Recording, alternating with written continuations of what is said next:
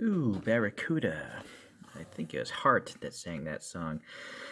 This is a 2004 first edition of the Plymouth Barracuda from 1972. It's number 53 of 100 that year. Alrighty. So it's a Blings.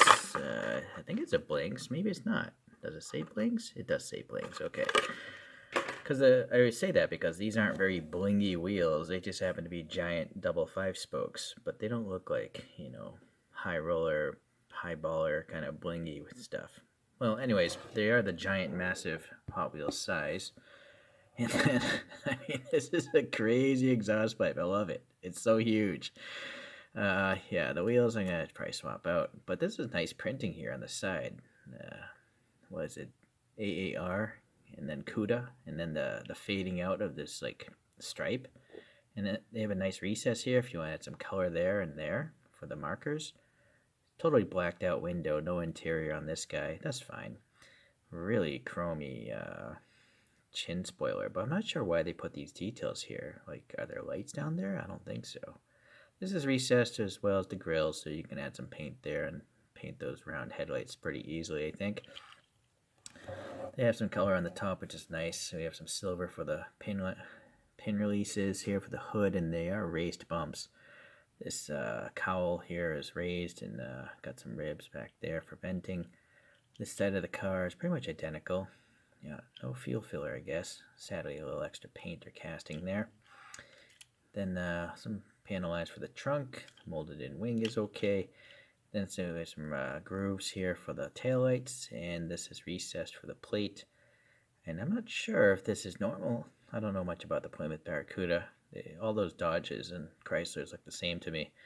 But yeah, you got some weird triangular things, some sort of bumperettes, I guess. Maybe for 5-mile-per-hour protection or something. Alright, yeah, very chromy bottom. Got drive shaft, exhaust muffler, and then, yeah, those crazy. It's crazy. So yeah, these blings, they do roll pretty well, but with such a short wheelbase, they're not very stable. They will spin out very easily, but I guess it makes it more fun, right?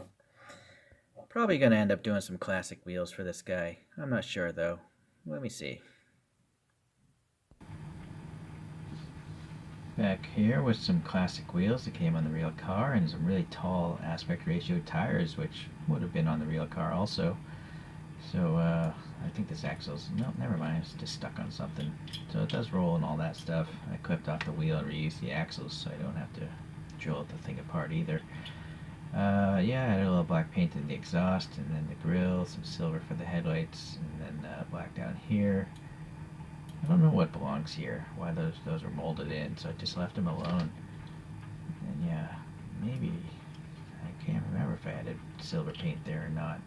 And a little red in the tail lamps there. Okay.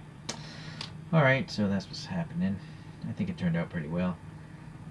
Okay, let's look at a couple other castings here. I don't have a 1/64 scale, but I do have this. It's close. It's a Dodge Challenger from 1970. So it's possible it would have shared the same body, and maybe just the front ends are a little different. Like the 4 headlights on the Challenger and 2 on the CUDA. Is that the difference? I don't know. Okay, so for Cherokees, we have this older Cherokee of a Corvette with the blower, and this thing is from 1985. Yeah, it's an old one. So it's pretty long, actually, this older Cherokee. The newer Cherokees like this is a Z, 240Z maybe? Yeah, there it is. Hot Wheels Real Riders on this guy.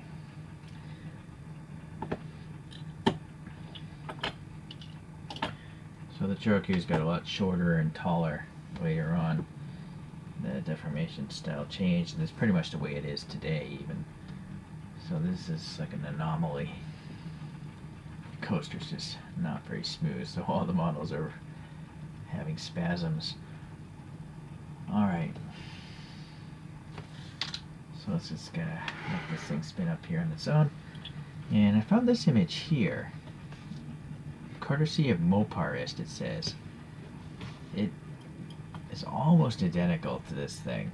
So I wonder if this drawing existed before, and then someone at Mattel just pretty much tried to copy a large part of it, because it has the hood pins and the hood scoop. I don't know, maybe not, but the side pipes and all that stuff. Well, I guess that could have been stock in the real car. I don't know. I have no idea who this female character is. If anyone knows, please leave a comment, but she looks like someone that would drive a classic car like this. I really do like this particular Blings. It's nice to see an old classic car all cartooned out, and I think with the tall tires it looks pretty good. If I was really in love with this car, I would probably make some decals and decal the tires, but I don't really love this car. I do appreciate your time watching these videos, and hopefully I'll see you guys in the next one. See you guys. Take care.